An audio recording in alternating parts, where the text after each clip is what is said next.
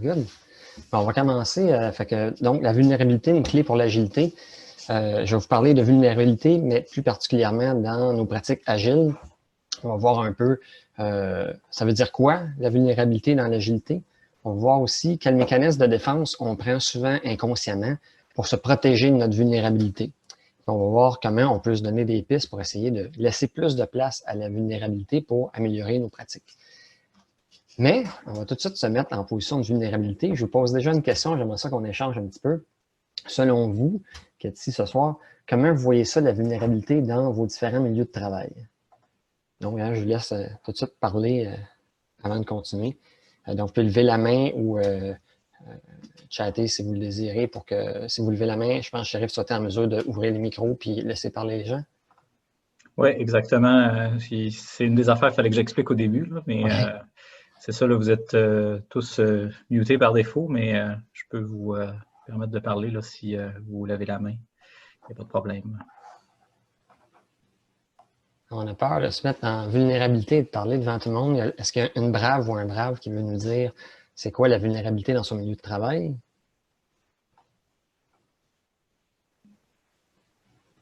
Alors, on a Jean-Pierre dans le chat. Oui. Est-ce que je peux voir le chat de mon côté? Oui, OK. Donc, ça ressemble beaucoup à la transparence de notre côté. OK, good. Être transparent, on va en parler tantôt. Est-ce qu'il y a d'autres gens qui veulent échanger? Des fois, dans le chat, c'est moins compromettant. On est moins vulnérable si au lieu de parler devant tout le monde, on chatte. Est-ce qu'il y a d'autres personnes?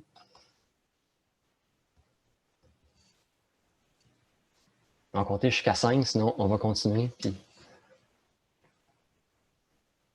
OK. On va en discuter tout au long de la présentation de toute façon. Donc, pour moi, personnellement, la vulnérabilité dans mon travail, bien, le premier réflexe de vulnérabilité que je vais avoir, c'est quelqu'un qui joint à nos équipes. Je vais préciser à cette personne-là que c'est correct de se sentir vulnérable, que je tiens à ce que les gens dans mon équipe soient à l'aise dans la vulnérabilité, même si ce n'est pas instinctivement facile, et d'accepter d'afficher un peu notre vulnérabilité sans non plus s'exposer et se mettre à risque, mais juste se dire que, regarde, c'est pas si grave que ça. On est tous vulnérables d'une façon ou d'une autre. Donc, j'ai dit que je parlais de vulnérabilité et d'agilité. Bien, pour moi, l'essence même de l'agilité, bien, c'est d'être capable d'essayer de nouvelles choses, d'expérimenter, d'essayer de nouvelles façons de faire, mais surtout d'apprendre en échouant rapidement. Donc, c'est le fun, ça, parce que si on échoue rapidement et qu'on apprend rapidement de ça, bien, premièrement, ça coûte pas mal moins cher que sur des projets de longue haleine qui prennent des mois à faire, puis quand tu te trompes, bien, ça coûte cher en effort, en argent, en stress de redresser le projet. Donc, on va voir un peu comment, si on se met dans des positions de vulnérabilité qui nous permettent d'échouer rapidement, bien, on apprend de ça puis on devient meilleur. Si on revient un peu au manifeste Agile, puisqu'on est chez Agile Québec, il faut parler aussi d'agilité, puis la vulnérabilité s'inscrit bien là-dedans. Ceux qui ont lu le manifeste Agile, on se rappelle les 4 phrases, les 4 motos qui sont à la base de l'agilité. Je ne les lirai pas pour vous, vous les avez à l'écran. Dans le cours de ma carrière, dans ma pratique personnelle de l'agilité, j'ai rarement vu des problèmes émerger avec les 2 premiers énoncés. Je pense que tout le monde est capable de bien collaborer en équipe, sauf exception, mais la plupart du temps, ça se passe bien. Puis, je connais personne qui, en tout cas personnellement, qui passe tellement de temps à faire de la documentation que le produit ne fonctionne pas. Fait que ces 2-là, c'est réglé. Par contre, collaborer directement avec le client, surtout si c'est un client externe, inclure le client dans nos Scrum, l'inviter dans nos sessions de brainstorm, accepter ses commentaires négatifs, être content qu'il nous donne des commentaires négatifs qui critiquent notre travail, être heureux, voire enthousiasmé de devoir chambouler nos plans parce qu'il y a quelque chose qui émerge, c'est quelque chose qui est un petit peu moins facile à faire. Pourquoi? C'est parce qu'instinctivement, on ne veut pas être vulnérable puis on n'aime pas se faire critiquer. C'est tout à fait normal. Souvent aussi, l'agilité, c'est associé à la vitesse. Il y a des entreprises qui adoptent l'agilité parce qu'ils veulent développer plus vite. Ils veulent réduire leur time to market. Donc, on cherche des mécanismes d'agilité pour juste livrer un produit plus rapidement ou avoir l'impression qu'on va plus vite. Mais si on court dans une forêt, là, avec plein d'arbres, on a intérêt à ne pas courir trop vite puis accepter plutôt l'idée qu'il faut changer de direction. Donc, aujourd'hui, dans la présentation, on va regarder l'agilité sous un angle un petit peu différent. On va regarder notre agilité pour me permettre non pas de bouger vraiment très vite, mais de s'approcher toujours davantage du résultat le plus souhaitable. Pour moi, l'agilité, c'est pas là pour me permettre d'aller super vite, là.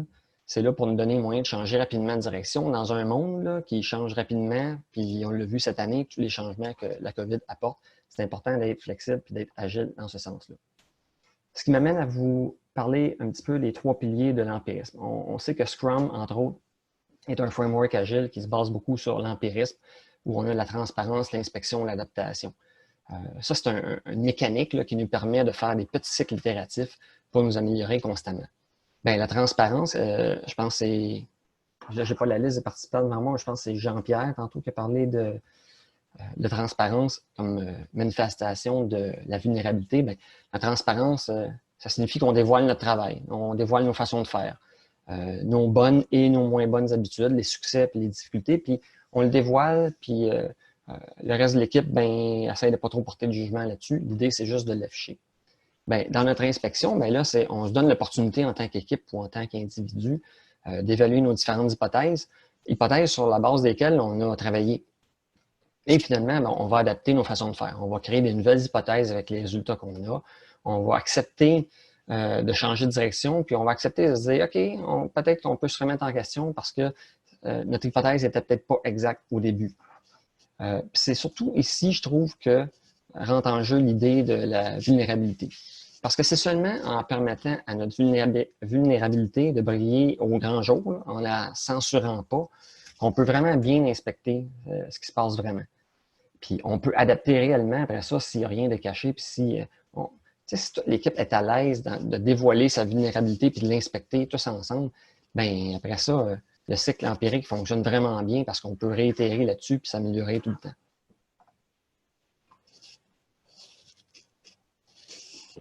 Mais avec la vulnérabilité, il y a le dilemme de l'échec. On s'entend que personne n'aime ça échouer.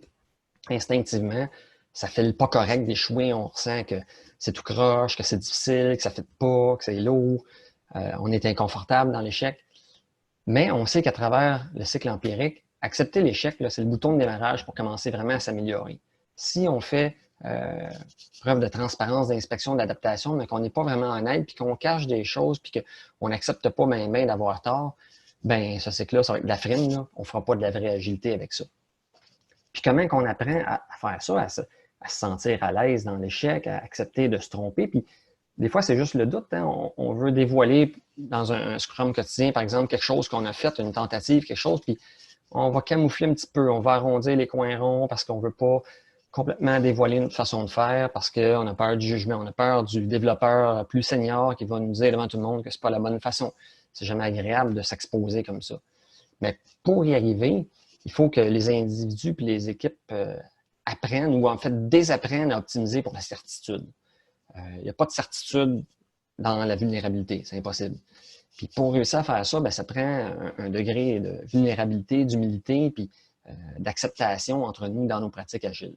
Bien, pour nous qui sommes des agilistes, les Scrum Masters, les leaders, les PO, développeurs, QA, etc., tout le monde qui gravitons autour de l'agilité, bien, on peut aider nos équipes avec ces concepts-là, avec ce qu'on va voir aujourd'hui.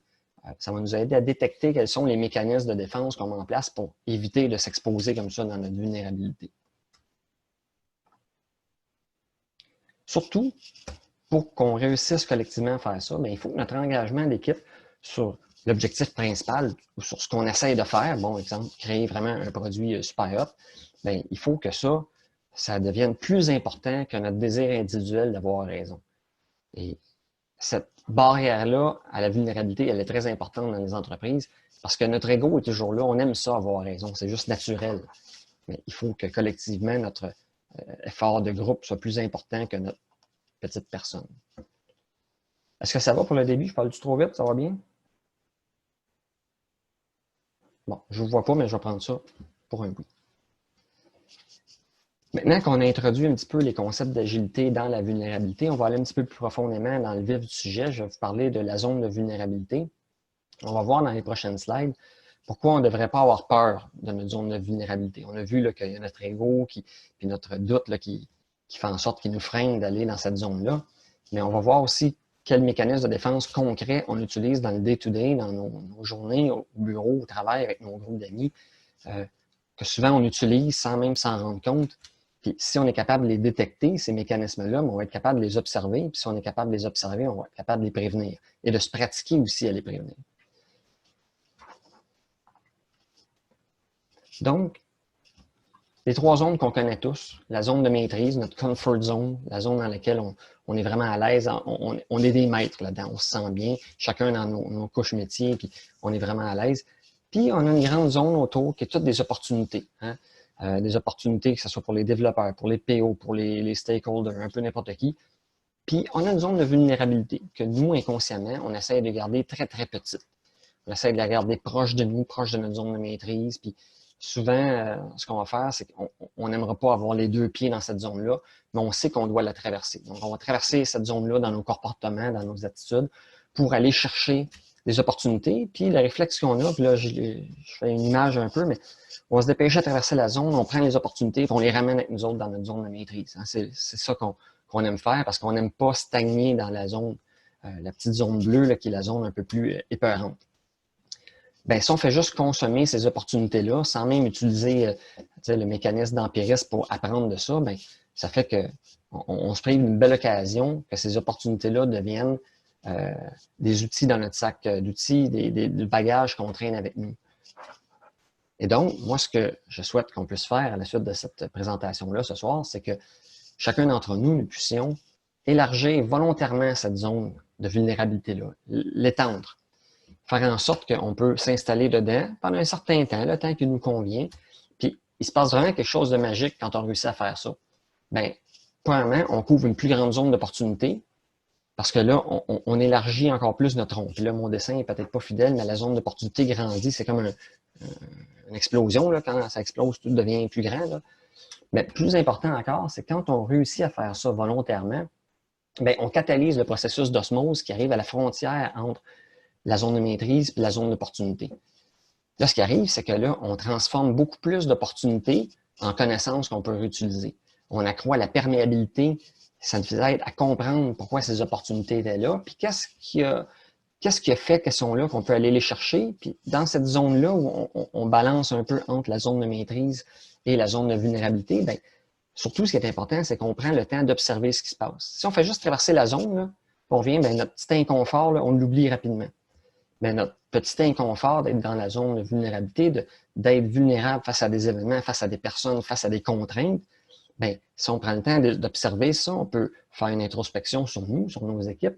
OK, mais qu'est-ce qui a fait qu'on était vulnérable? Est-ce qu'on aurait pu prendre cette opportunité-là puis la consommer sans rien en tirer? Ou au contraire, parce qu'on fait ça, on apprend de cette opportunité-là et ça va peut-être nous ouvrir les yeux sur d'autres types d'opportunités qui étaient invisibles parce qu'on n'osait pas s'exposer à des choses différentes. On va voir aussi qu'en accroissant cette perméabilité-là entre la zone d'opportunité et la zone de maîtrise, bien, on va en venir à comprendre que c'est pas juste correct que les réponses viennent de l'extérieur de notre zone de maîtrise, mais que c'est essentiel. On a une question ici de Jean-Pierre. La zone de maîtrise est pas mal similaire au concept zone de confort. Il y a une différence? Non, c'est exactement la même chose. C'est le comfort zone. C'est la zone dans laquelle on se sent vraiment bien. Puis on se sent vraiment, c'est pour ça que je l'appelais zone de maîtrise, on se sent en maîtrise. On sent qu'on a le contrôle sur ce qui se passe, que ce soit dans notre travail, dans notre vie, dans nos aptitudes, notre pratique.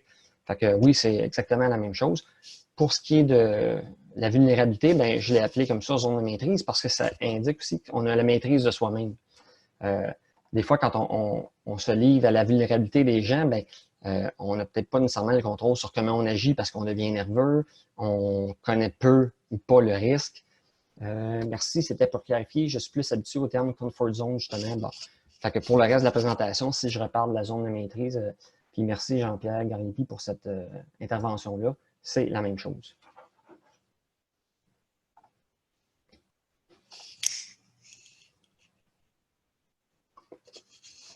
Assurément, le petit gars qui est en BMX dans le skatepark, l'image ne le dit pas. Je présume qu'il a atterri sur ses 2 roues, mais assurément, la première fois qu'il a fait ça, il n'a pas atterri sur ses 2 roues, je vous le garantis.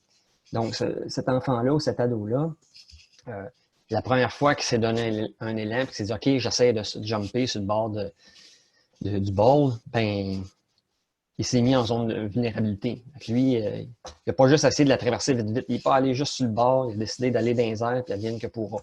Mais on s'entend que c'est juste pour ça qu'il va être capable éventuellement de faire des flips dans les airs, puis d'atterrir sans se blesser. Élargir notre zone de vulnérabilité, par contre, c'est bien plus facile à dire qu'à faire. On a parlé tantôt un peu de notre ego. Notre ego qui est là bizarrement pour nous protéger, mais aussi pour nous nuire. Il n'y a pas nécessairement une attitude de servant leader, notre ego, là. Lui, il n'a pas vraiment envie qu'on demeure trop longtemps dans cette zone-là. Il va toujours tâcher sans cesse de nous empêcher d'y aller. Puis si on y va, il va essayer de nous retirer le plus possible dans notre comfort zone, notre zone de maîtrise. Comment on peut travailler sur nous-mêmes pour arriver à briser un peu cette barrière-là de l'ego, puis à s'exposer davantage, ben, c'est de l'entraînement. C'est pas sorcier. Plus on s'expose à notre propre vulnérabilité et plus on accepte que les autres autour de nous s'y exposent, ben, ça fait qu'avec le temps, ça devient un petit peu plus facile. Même si au début, c'est vraiment pas confortable, c'est normal. Mais il y a aussi, on va voir des valeurs et des connaissances qu'on peut utiliser comme des outils pour nous aider. J'aime beaucoup travailler avec ma gang sur des outils qu'on se donne dans nos coffres d'outils pour améliorer nos pratiques.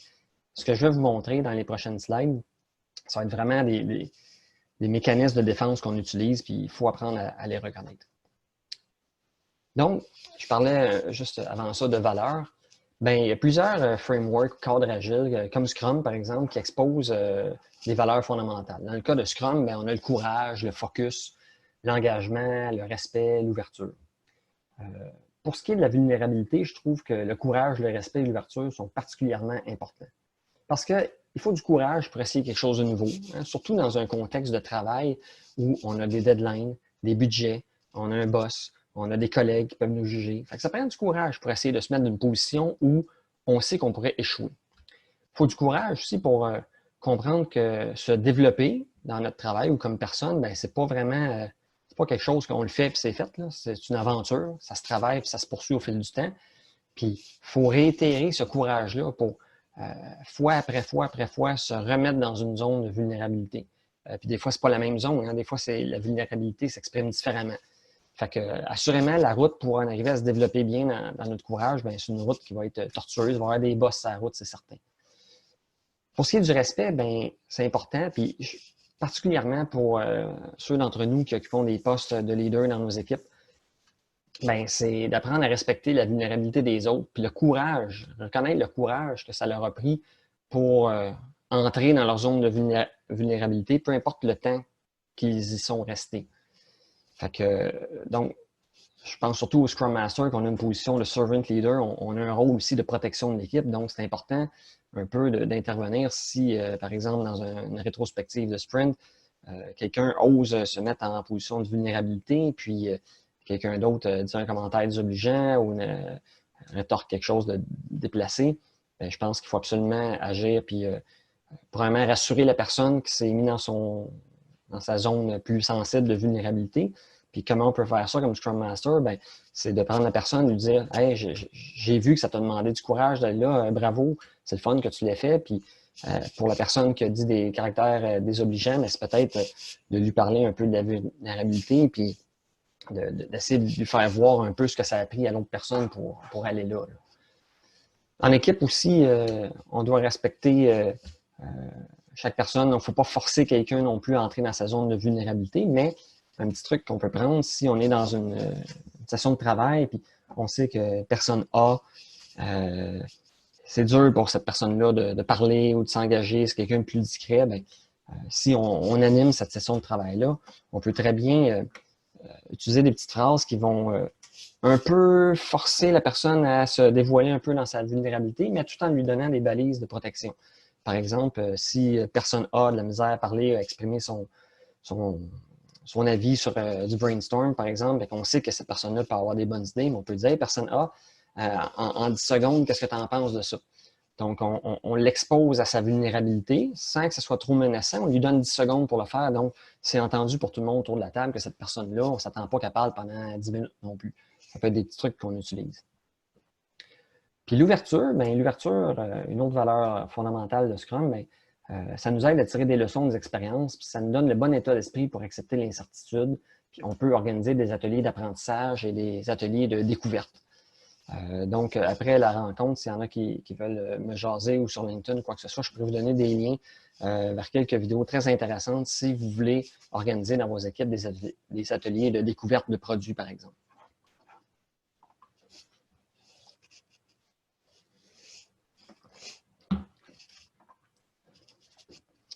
Donc, il y a quelques mois aussi, le Harvard Business Review a publié un rapport vraiment très intéressant.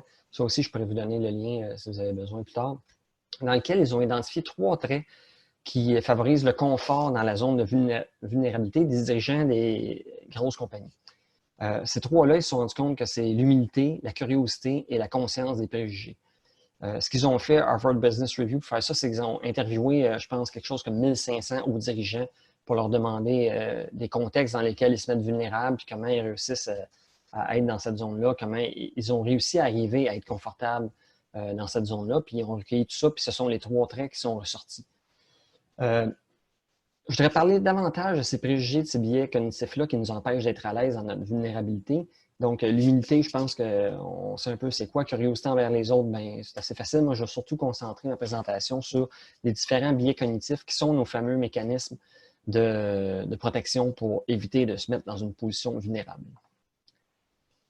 Donc, ben voilà, c'est des mécanismes de défense, sont là pour nous protéger de l'échec parce que, puis moi, je vais vous en présenter quelques-uns, mais il y en a beaucoup. Là. Moi, je vais vous en présenter 9, on va faire un survol rapide. Mais l'idée ici, c'est surtout d'être conscient qu'on les utilise, puis d'essayer de les observer. Puis si on arrive à les détecter, là, puis à les reconnaître chez nous comme chez les membres de nos équipes, ben ça va nous permettre peut-être de se risquer un petit peu plus souvent, un petit peu plus longtemps dans notre zone de vulnérabilité parce que on va instinctivement développer après ça un petit réflexe de dire « Oups, je suis en train d'utiliser tel mécanisme de défense, mais OK, j'en suis conscient, je vais essayer de me risquer, de ne pas l'utiliser pour quelque temps. » Puis c'est comme ça, tranquillement, qu'on va gagner une habitude, une éthique de travail aussi qui va nous permettre de s'exposer davantage. Puis si, en tant que leader de nos équipes, on s'expose davantage à la vulnérabilité, puis que c'est transparent, qu'on le dévoile et que c'est reconnu par les autres, mais ça envoie un message très fort dans nos équipes. Ça aide nos équipes à devenir beaucoup plus ouvertes, que les membres collaborent mieux entre eux parce qu'on se dit, wow, si le leader de l'équipe lui-même accepte d'être vulnérable face à nous, bien, ça nous donne le droit de l'être aussi. T'sais. Fait que, en utilisant ces techniques-là pour les contourner, bien, ça nous fait comme un genre de petit dérapage contrôlé, si vous voulez. Donc, je vous présente les billets. Le premier billet, c'est une catégorie de billets, c'est des billets d'impression. On a des impressions. Première impression, je n'éterniserai pas sur cela, je pense qu'on la connaît, mais ici, là, dans la description que j'ai mis sur la site, quelque chose peut être une personne, un objet, un événement, un logiciel, une rencontre, peu importe. C'est que le premier stimulus qu'on a par rapport à quelque chose a souvent des effets qui durent et qui sont plus forts que tous les autres stimuli d'après. Donc, quelqu'un se joint à notre équipe, puis on a une bonne impression de cette personne-là. Notre premier feeling était vraiment intéressant, mais cette personne-là aura beau faire des affaires un peu croches par la suite, mais notre première impression va s'être imprégnée dans notre cerveau, puis on va avoir tendance à avoir un préjugé favorable dans cette personne-là. Ce que je veux qu'on retienne surtout de ça, c'est que la perception qu'on a de quelque chose au premier contact, ça repose essentiellement sur une hypothèse. Hein, j'ai l'hypothèse que François, mon collègue, c'est un bon gars. Ben, je confirme, c'est un bon gars, là, mais bon, je suis quand même teinté par un biais de première impression. D'où l'importance de garder l'esprit ouvert et de faire preuve d'empathie pour essayer de voir au-delà de cette première impression-là. Comment un développeur, par exemple, peut utiliser inconsciemment ce mécanisme-là pour se protéger? Bien, imaginons qu'un développeur cherche une solution pour implémenter facilement une fonctionnalité, puis il tombe sur un beau site web qui présente une librairie de code qui pourrait l'aider. La page est belle, ça load vite, il y a des couleurs, des animations, le texte est bien écrit. Bien, automatiquement, son mécanisme de première impression va embarquer, puis ça va faire en sorte qu'il ne va peut-être pas chercher d'autres librairies parce qu'il est tellement content de cette impression-là. Puis là, il va continuer à travailler avec ça, puis même s'il y a des défauts, il va persister parce que, wow, j'ai vraiment l'impression que c'est une bonne librairie. C'est le genre de truc qui peut guetter, par exemple, un développeur. Puis ça peut faire en sorte que s'il voit d'autres librairies, il n'osera peut-être pas aller les chercher parce qu'il va avoir peur que ce ne soit pas aussi beau, pas aussi sexy, puis il ne veut pas non plus passer trop de temps parce qu'il ne veut pas déplaire à son boss. Ça ne veut pas dire que ça m'a pris 3 jours de chercher une librairie. Fait que là, il est teinté par sa première impression. Donc, si le développeur est conscient de ça et qu'il a réussi à le détecter, bien, peut-être qu'il pourrait trouver une librairie qui ferait plus l'affaire de l'équipe aussi. Shérif, ça va-tu bien pour le temps, pour la vitesse? Oui, c'est parfait. OK, good, merci. Un autre biais d'impression qu'on a, c'est l'effet de halo. Mais l'effet de halo, celui-là est bien intéressant, c'est qu'on a tendance à surestimer les traits d'une personne avec nos caractéristiques personnelles à nous. Je donne un exemple. Vous êtes au parc avec votre enfant pour sa pratique de soccer. Vous remarquez un autre parent qui est aussi que son enfant. Son enfant est habillé en joueur de soccer aussi. Bien, l'effet de halo va tout de suite nous dire « Wow, ce parent-là est aussi bon que moi » parce que lui aussi, après tout, il est là le samedi soir avec son enfant au terrain pour une pratique de soccer. Tu sais. Fait que ben, c'est un effet d'impression aussi. Peut-être que ce parent-là n'est pas du tout semblable à nous, puis c'est peut-être pas un si bon parent que ça, mais on ne le sait pas. Mais on associe une similarité entre ses traits et les nôtres, puis on présume que les personnes ou les événements sont pareils. Un product owner, par exemple, peut vraiment devenir victime de ce biais-là. Imaginons qu'il jase avec d'autres product owners lors d'une conférence, par exemple, puis il voit des conférenciers qui portent, je ne sais pas, le même genre de vêtements que lui, qui ont une posture sur scène qui ressemble un peu à ce que lui fait. On se reconnaît dans ce speaker-là, bien, instinctivement, le product owner va présumer que ce conférencier-là, ce qu'il dit, ben, c'est vraiment ce que lui aussi fait dans sa pratique. Wow, il dit, on va comme filtrer tout ce qui ne correspond pas à ce qu'on pense, puis on va présumer que parce qu'il nous ressemble physiquement là, ou qu'il bouge de la même façon, ben, on pratique notre agilité et on maintient notre backlog de la même façon ou à peu près. Bien, évidemment, ça peut être une erreur, puis c'est peut-être pas vrai du tout. Tandis que si on se confronte à ce que le product owner qui est en train de faire une conférence nous parle, ben, on se met un peu en zone de vulnérabilité en disant « Ouais, peut-être que je fais pas ça aussi bien que lui, ou peut-être qu'il y a une idée intéressante que je pourrais emprunter et amener dans mon équipe. » Un autre biais d'impression qu'on a aussi, c'est l'effet de contraste. Mais ça là aussi, il est le fun, qui est un peu plus facile à illustrer, mais c'est notre cerveau va automatiquement focusser sur des différences ou des oppositions entre deux trucs qui sont présentés simultanément. Fait que la conséquence, c'est de faire ressortir les différences, les oppositions, puis ça risque de provoquer des distorsions cognitives et des erreurs de jugement. Puis là, j'ai envie d'essayer de vous faire parler un petit peu comment, d'après vous, un stakeholder, une partie prenante, pourrait inconsciemment utiliser ce biais-là pour se protéger de sa vulnérabilité. Alors, je vous laisse la parole si vous voulez utiliser le chat ou simplement lever votre main pour qu'on puisse ouvrir le micro pour vous. Parce qu'il y en a qui ont des idées de comment un stakeholder pourrait utiliser ça inconsciemment peut-être pour se protéger.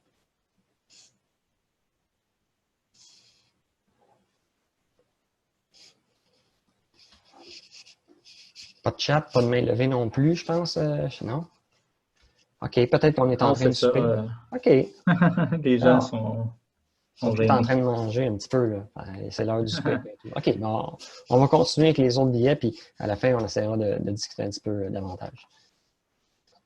On a aussi d'autres types d'erreurs ou d'heuristiques ou de biais cognitifs qu'on utilise inconsciemment, entre autres des erreurs d'attribution. Le biais égocentrique, c'est quelque chose qu'on utilise tous, qui utilise beaucoup l'ego pour se manifester.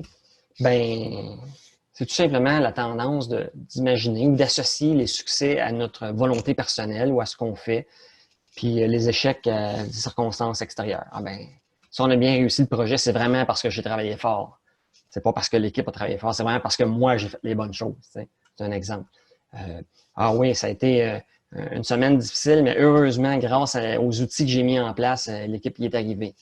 Mais ça, c'est vraiment l'ego qui parle. Ça, si on est victime de ce biais-là, c'est sûr que ça coupe toute possibilité d'entrer dans une zone de vulnérabilité.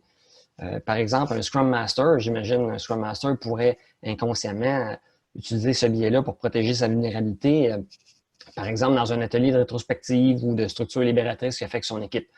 Et là, l'équipe s'améliore effectivement. Le Scrum Master, il est convaincu que c'est parce qu'il a animé l'atelier de la bonne façon que l'équipe s'améliore. Bien, le Scrum Master utilise inconsciemment ce biais-là pour éviter de se mettre dans une position vulnérable où il doit se remettre en question. C'est-à-dire une position où son rôle ou sa contribution à l'équipe pourrait être diminuée, moins utile qu'il pense ou même contredite. Ça, inconsciemment, le Scrum Master, puis j'en suis un aussi, ben, on utilise tout ça. C'est pas évident de le détecter, mais il faut se pratiquer pour y arriver. On a aussi l'erreur fondamentale d'attribution qui est très semblable à celui qu'on vient de voir, mais c'est envers les autres. Donc, si le projet a réussi, c'est parce qu'on avait le bon budget. Ben, si le projet a échoué, c'est parce qu'un tel, ils n'ont vraiment pas travaillé fort.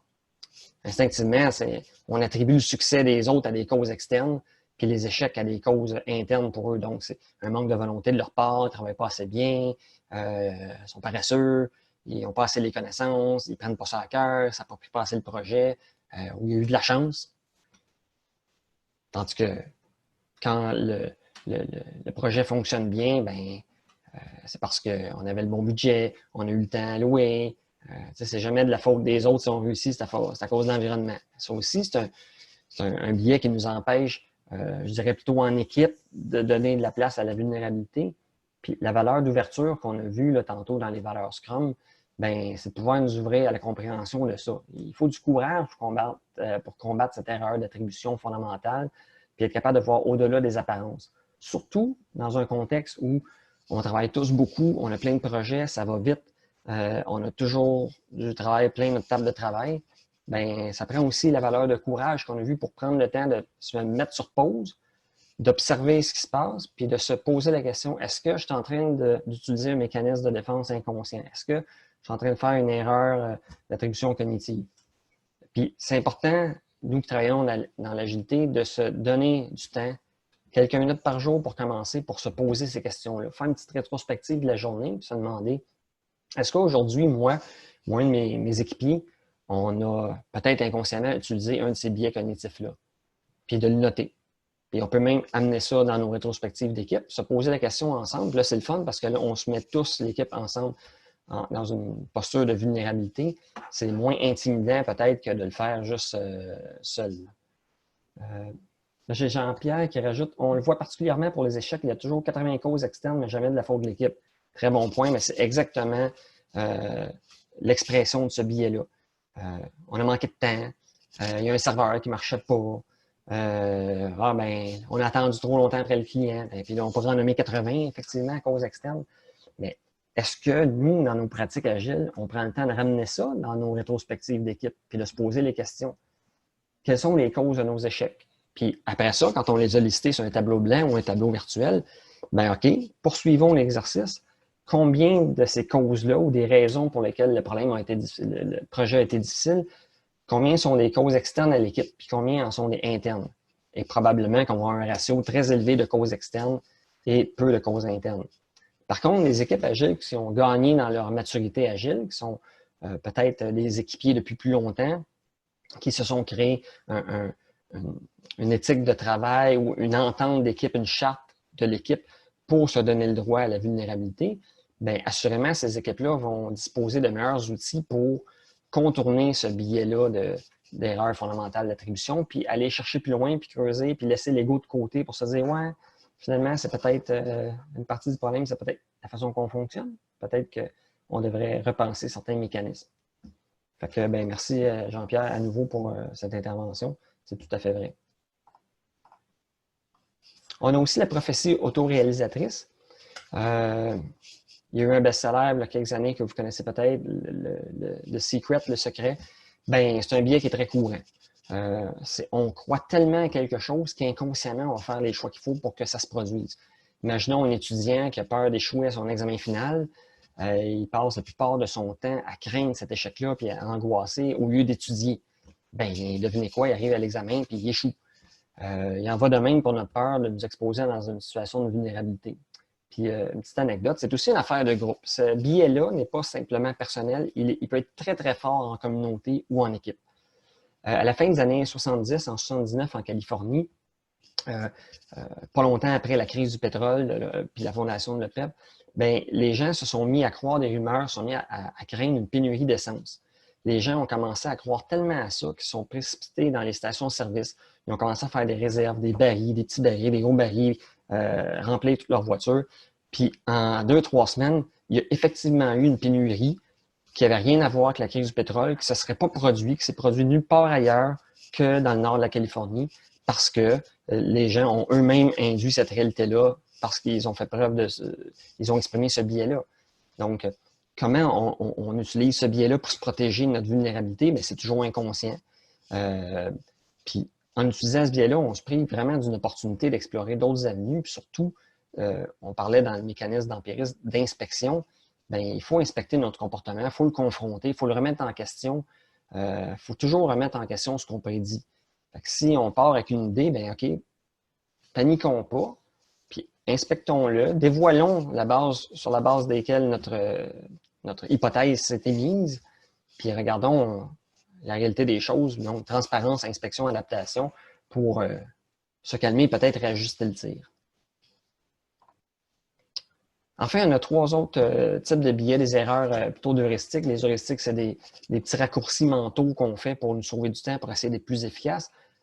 Ça peut être très pratique, un peu comme du calcul mental, mais ça peut aussi nous jouer des tours, comme le billet de confirmation, qui est peut-être le plus connu de tous ceux que je montre ce soir. Ben, c'est la tendance à chercher ou à interpréter des informations qui confirment un peu ce qu'on pense ou qui sont en accord avec nos valeurs ou nos pensées.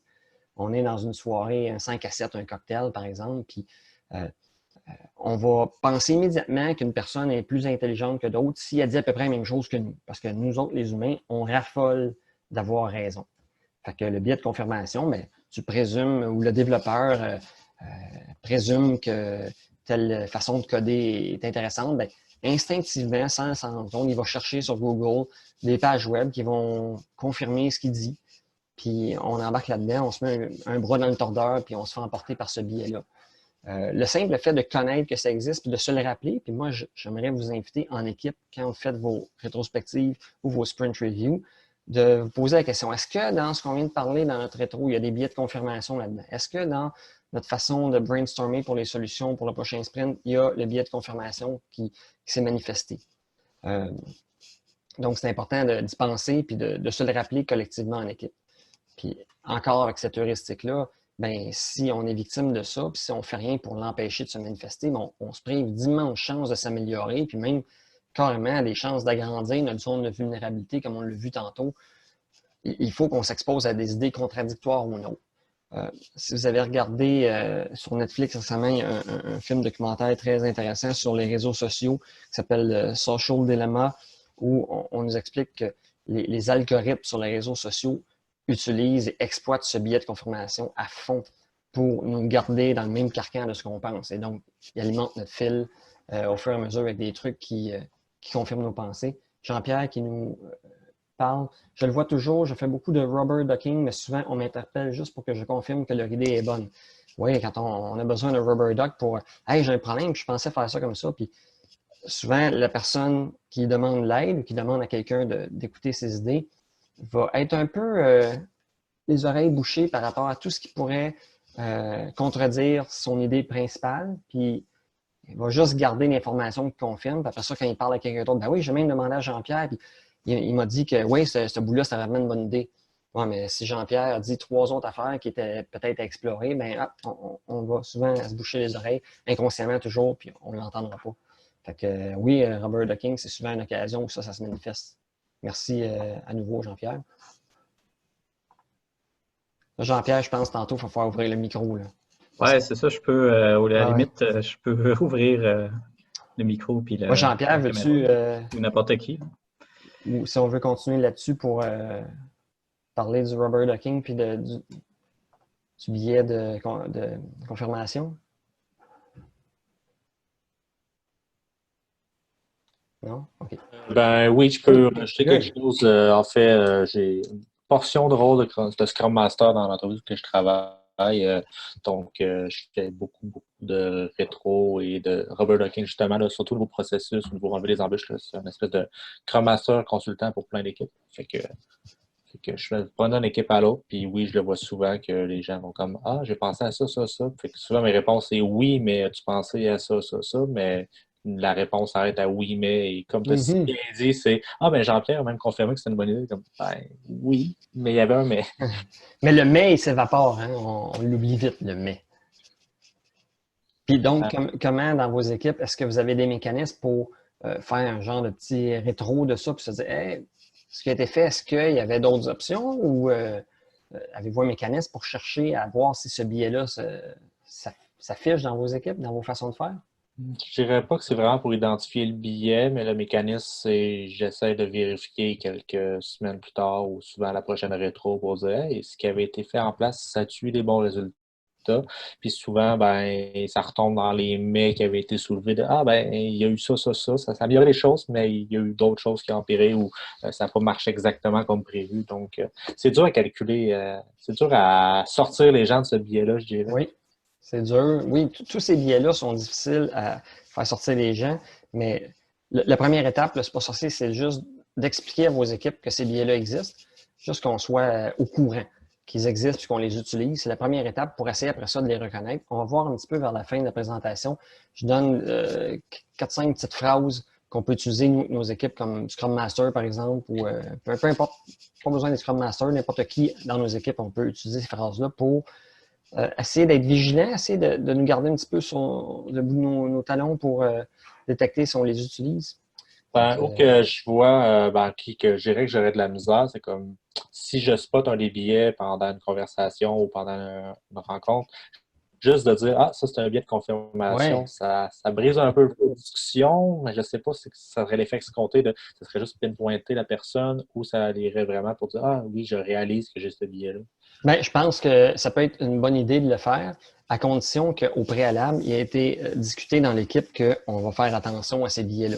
Je pense que s'il n'y a pas un peu de théorie derrière puis d'expliquer, parce que ça peut faire un peu bizarre de hey, t'as un billet de ci, un billet de ça, si la personne ne s'y attend pas, ça peut faire en sorte que la personne, son idée est coupée en deux puis elle n'est plus capable de prendre le fil. Mais oui, une fois qu'on a établi en équipe qu'on veut être conscient de ça, c'est pas quelque chose qu'on peut faire vraiment. On peut le faire seul pour nous-mêmes, puis ça va avoir un bénéfice, mais le levier est vraiment quand on le fait en équipe.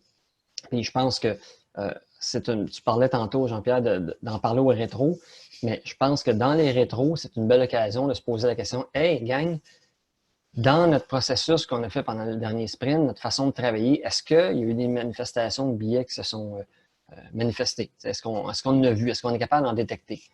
Fait que voilà, c'est un truc qu'on pourrait faire. Parce que les premiers billets, je vois une manière plus naturelle là, lorsque c'est un billet de dire ah ben je rejette la faute sur les autres, puis en même temps, tu peux quand même orienter les questions de façon que les gens vont faire une certaine Oui. introspection. Le biais de confirmation, c'est lui je trouve le plus dur parce que les gens, OK. justement, ils ont déjà sont vraiment accrochés à leurs croyances. Fait que, dire que ah ben ça, c'est pas une bonne idée pour telle raison ou OK, bon, mais tu essayes juste ça, ben tu peux essayer autre chose. C'est plus difficile à approcher, je pense. Une petite phrase facile qui peut aider à faire prendre conscience, c'est l'exemple que tu disais tantôt sur du rubber ducking. Oui, mais après ça, quand la personne repart, tu peux aller une demi-heure après. Ce qu'on s'est parlé tantôt, peux-tu me rappeler ce que je t'ai dit dans le mais? Juste voir si la personne s'en souvient. Fait que déjà, on va pouvoir valider que la personne elle a vraiment effacé ça de sa mémoire, ce qui va être souvent le cas.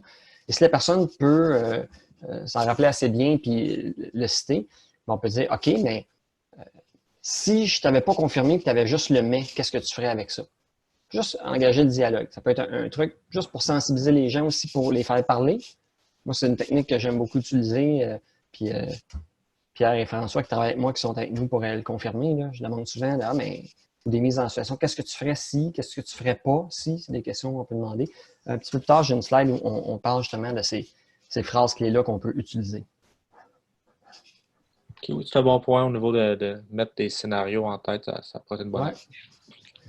Ben, dans nos rôles de leader dans une équipe, ou surtout les Scrum Masters qui sont aussi des facilitateurs, servant leaders, la meilleure façon de sensibiliser les gens à ces heuristiques-là ou ces erreurs de confirmation, le biais de confirmation et autres, c'est de poser des questions et de proposer des scénarios. Fait que, le temps fait le vite, je vais passer à les dernières slides, puis on va pouvoir continuer là-dessus si c'est correct pour tout le monde. C'est bon? Ben, merci Jean-Pierre pour cet échange-là. C'est le fun. C'est plate qu'on ne soit pas en vrai dans une salle, mais au moins quand on peut se parler, c'est intéressant. Un autre aussi, puis qui est vraiment utilisé souvent, puis ça va être souvent utilisé ça, par les chargés de projet, les stakeholders. Souvent, c'est ceux qui payent. C'est pas juste eux autres, mais souvent, c'est eux autres. C'est le biais des coûts irrécupérables, le sunk cost fallacy. On investit tellement dans quelque chose que même si on se rend compte qu'on a tort, que ce n'est pas la meilleure façon, mais on a tellement mis d'efforts, on y va. Prenons l'exemple qu'on achète un billet de 150 $ pour un spectacle, on est super heureux d'y aller, on s'en va entendre notre chanteur qu'on aime tant, le prix du billet est parfait pour notre budget, on arrive au théâtre, puis on se rend compte que Puis là, c'est un drôle d'exemple parce qu'on est tout en confinement, là, mais on continue l'exemple quand même. On arrive au théâtre, à la salle de spectacle, on se rend compte qu'on a perdu notre billet. Bien, on achète un autre à 150 à l'entrée parce qu'on se dit, hey, on a déjà réservé notre samedi soir, on a pris un Uber, on s'est payé un bon souper, on a tellement investi dans cette soirée-là, on va le payer le 150 $ de plus. Mais ça, c'est le billet des coûts est récupérable parce que si au départ, on avait vu que le billet était 300 $ au-delà de notre budget, par exemple, ben on ne l'aurait pas acheté, puis on n'aurait pas pris d'Uber, puis on n'aurait pas été au restaurant, etc. C'est une erreur des coûts irrécupérables. Ça arrive souvent dans le domaine de la gestion de projet.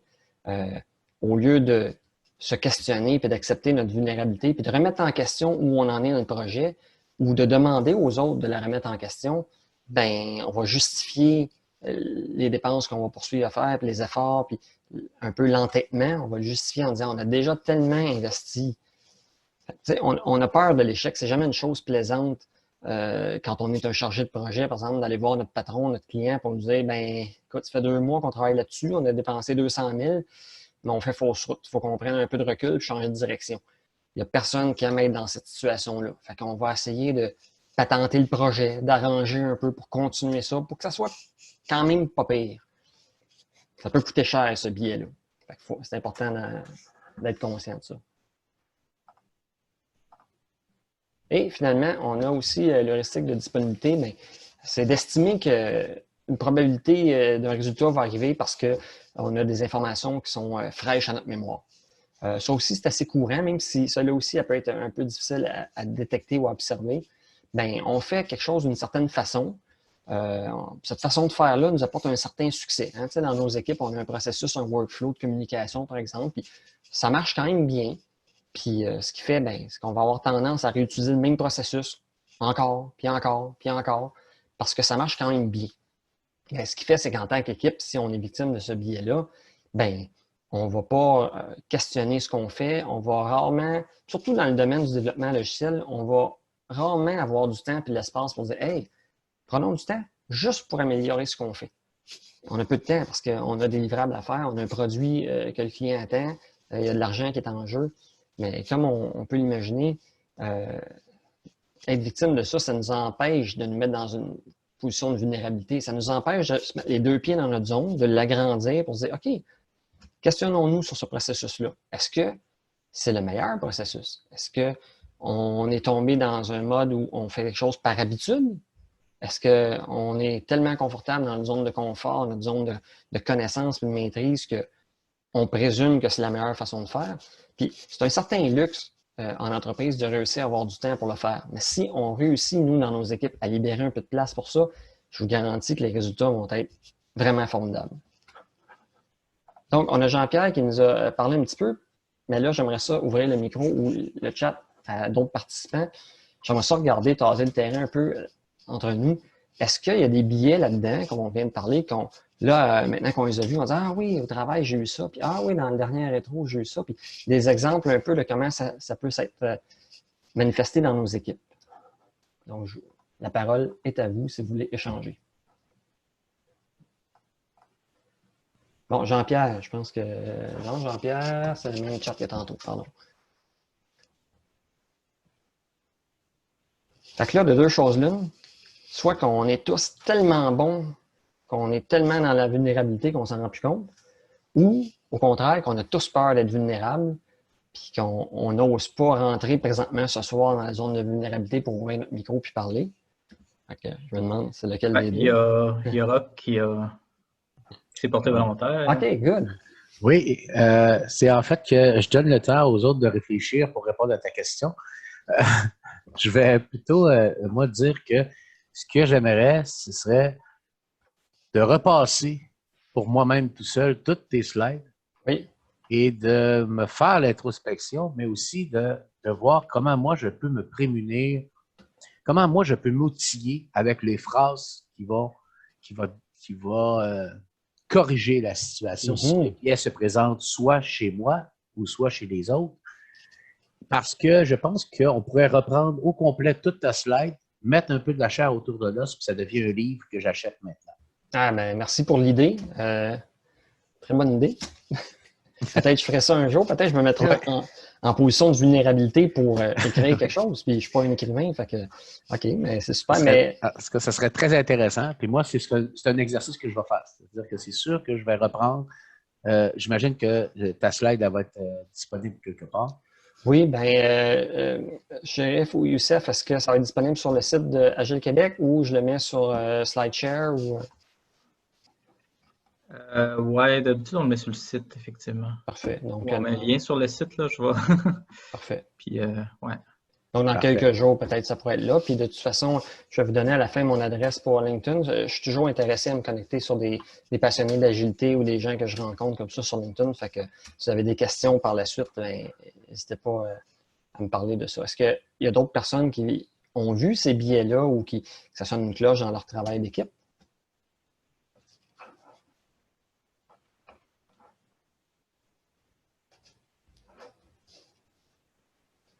On va laisser quelques temps s'il y en a qui sont en train de pitonner. Ouais, je vais peut-être m'en permettre d'en glisser un pendant que justement il y en a qui pensent. Là. Au niveau justement surtout des développeurs avec les équipes d'infrastructure, quand il y a un problème, souvent c'est toujours la faute de la base de données, c'est toujours la faute. Ça, c'est parce que au final, on ne sait pas c'est quoi, d'où vient le problème. Mais il faut vraiment apprendre dans ce cas-là à travailler ensemble puis trouver le problème. Puis au final, ben si la faute est dans la base de données ou elle est dans le code, c'est pas ça l'important. L'important, c'est de le régler. Exactement. Puis de dire c'est à cause du serveur, c'est à cause de la base de données, bien, rarement on va dire hey gang, peut-être qu'on aurait dû mieux documenter ce que ça prend pour monter le serveur et la base de données. Peut-être que c'est nous dans le projet qu'on n'a pas assez bien étayé ça. Ça, c'est un des biais aussi. Les gens sautent aux conclusions assez vite sans même avoir aucune preuve de à défaut c'est mieux de faire des recherches. Puis, on a des mains qui se lèvent. Puis juste avant, aussi, faire du pouce sur ce que tu viens de dire, c'est que si le développeur, lui, a déjà dans sa tête l'idée que c'est la base de données, puis que le gars d'infra a le malheur de dire je vais regarder, c'est peut-être la base de données. Paf, billet de confirmation, je le savais, c'est la base de données. Enfin, on pourrait donner beaucoup d'exemples comme ça. Fait que je te laisse donner le micro. Oui, il y avait Alexandre. Puis... Comment? Yes, oui. Je me demande, premièrement, je trouve ça vraiment hot là, ce que tu as présenté, puis genre, j'ai vraiment hâte de le présenter à nos équipes. Là.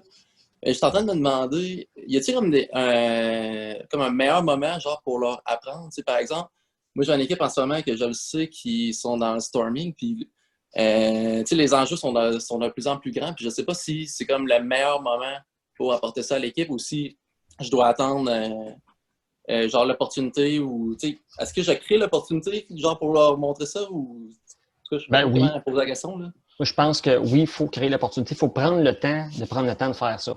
Cependant, si toute l'équipe est super stressée, qui sont dans le rush d'une fin de projet, qui travaillent l'overtime, puis qui sont, tu sens qu'ils ne sont pas réceptifs, c'est peut-être pas le meilleur moment parce que là, tu vas avoir d'autres billets qui vont embarquer et dire ben là, pas le temps de faire ça, là, on est dans le jus. Là, mais je pense que oui, puis une bonne façon de créer cette opportunité-là, c'est leur dire on va regarder ça, ça peut nous aider, mais je nous cédule ça dans un mois. Fait que là, tu crées comme un événement avec ça.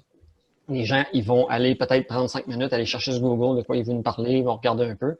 Fait que ça prépare plutôt que de dire hey gang, mardi prochain, on fait ça à 4 jours d'avance. Fait que je pense que ça, c'est une bonne façon d'aborder ça. Mais oui, il faut qu'avec nos équipes, on prenne le temps de parler de ça. Puis c'est pas quelque chose qu'on fait un one-shot deal, puis on le fait une fois, puis on le range dans le tiroir. Je pense que ça devrait être une bonne pratique de le faire régulièrement. Peut-être pas les sprints non plus, là. Mais tu sais, deux fois par année, là, je pense que ça peut être un bon rappel. Ouais. Est-ce que ça répond? Ça répond. Puis je vais poursuivre dans la même idée que Roch Tremblay.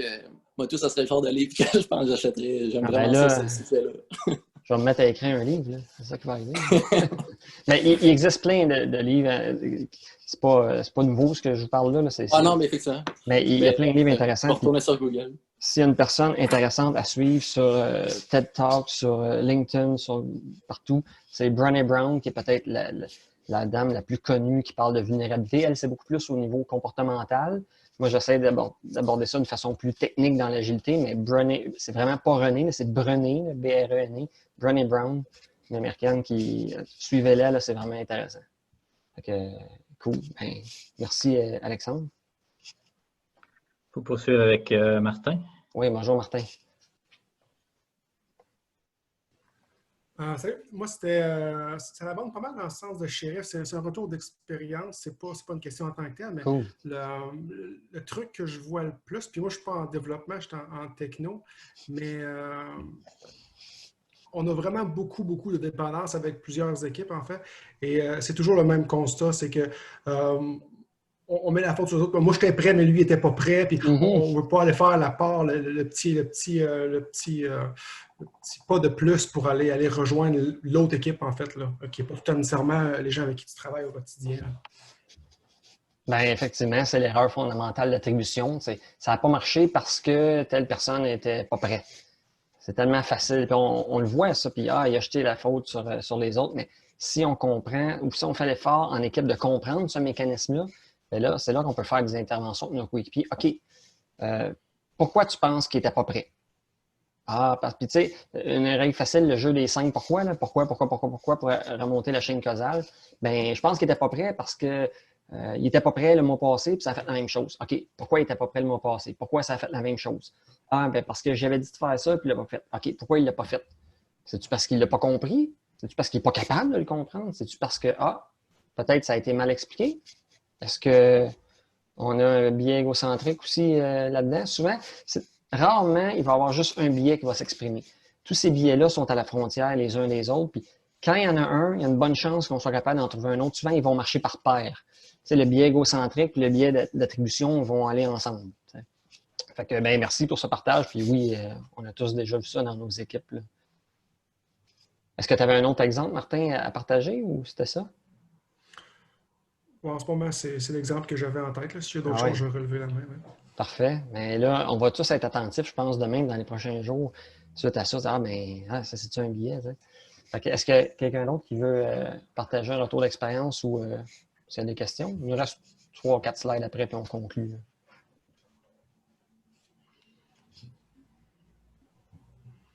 Là, Roch et Alexandre, vous avez la main levée. Là. Je ne sais pas si vous voulez ajouter quelque chose. Oui, j'ajouterais quoi? C'est un peu pour faire suite. Alexandre a abordé quelque chose que je voulais dire tout à l'heure. C'était par rapport au momentum. Puis je voulais dire que souvent, tu as parlé tout à l'heure que c'était un luxe. Il y a certains biais que si on veut régler ça, ça prend le luxe d'avoir le temps. Ou je sais que c'est souvent. D'ailleurs, le fait de penser qu'on n'a pas le temps, c'est peut-être parce qu'on applique un biais. Là.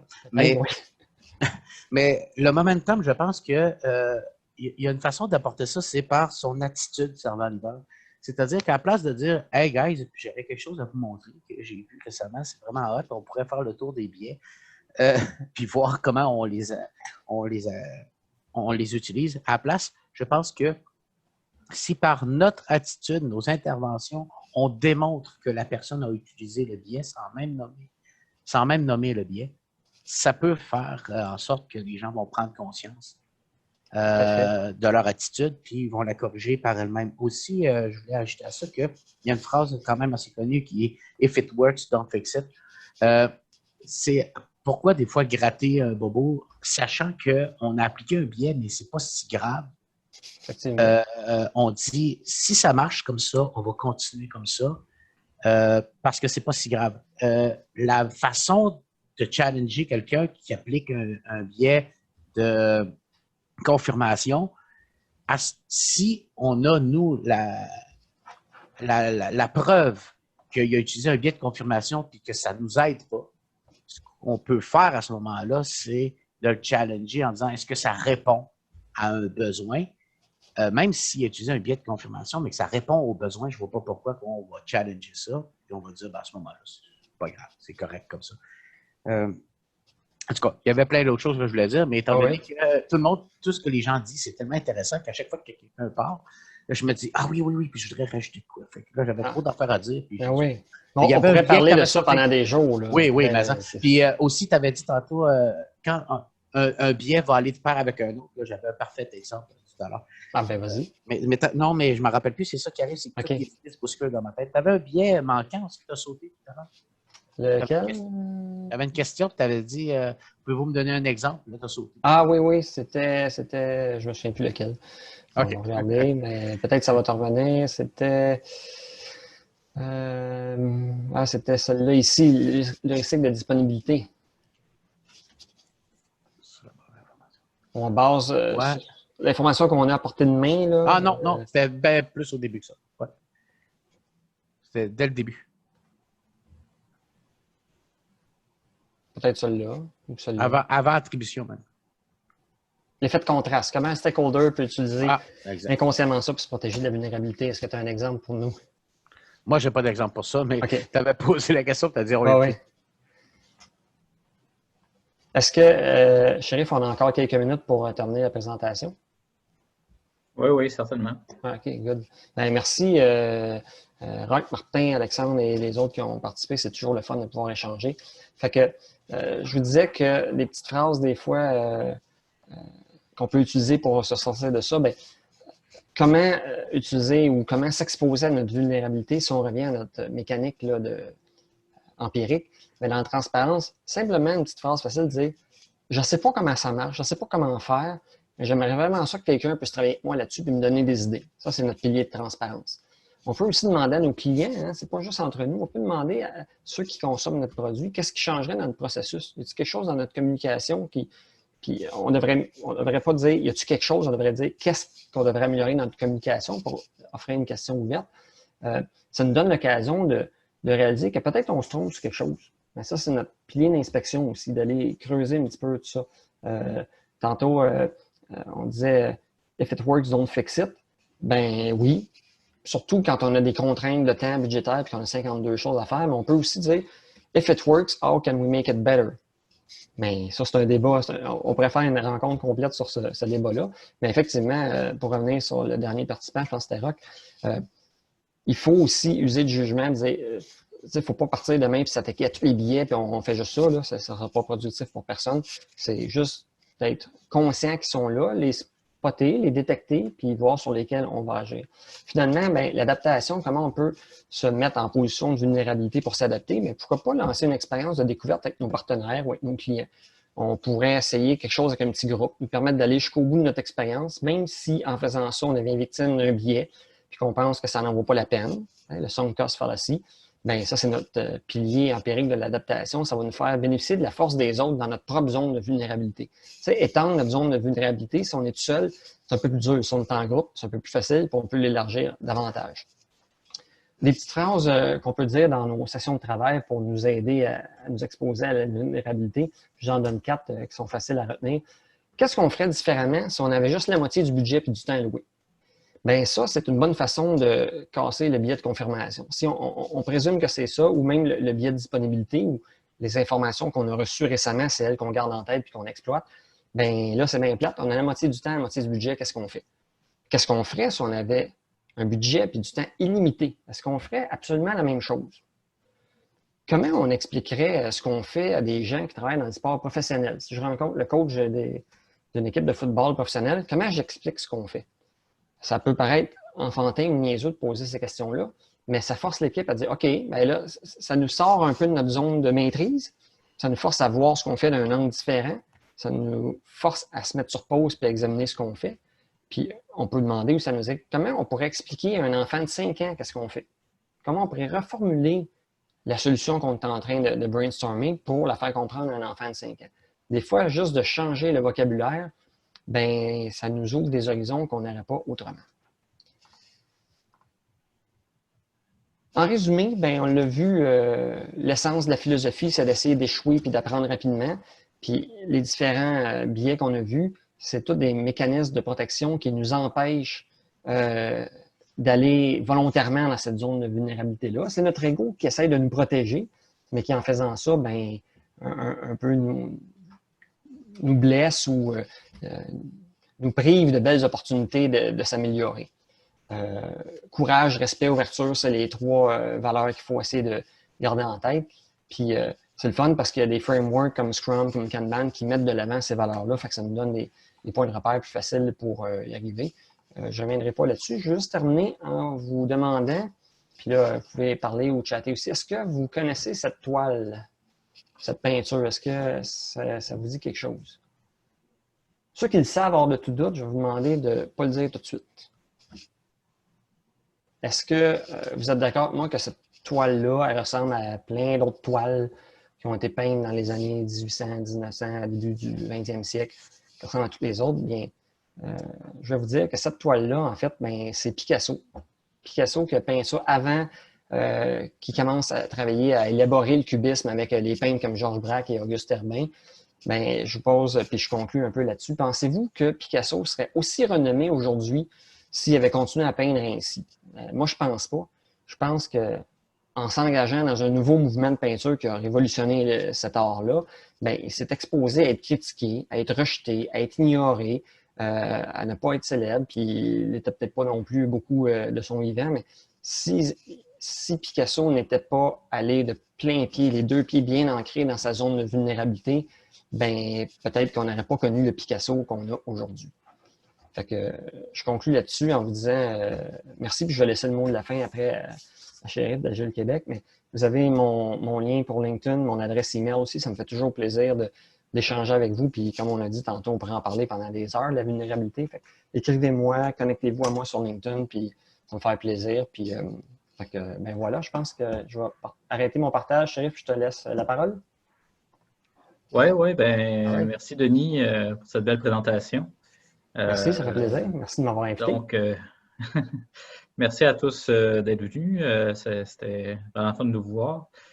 Donc, c'est ça, n'oubliez pas, il y a l'Agile Tour qui s'en vient bientôt, là, dans moins d'un mois. Donc, on vous prépare ça, puis ça va être le fun de vous voir. Donc, voilà. Puis, on se voit pour les prochaines mensuelles. Merci beaucoup tout le monde. Bonne soirée. À Merci, tous. Bonne Chérif. soirée. Au revoir. Merci.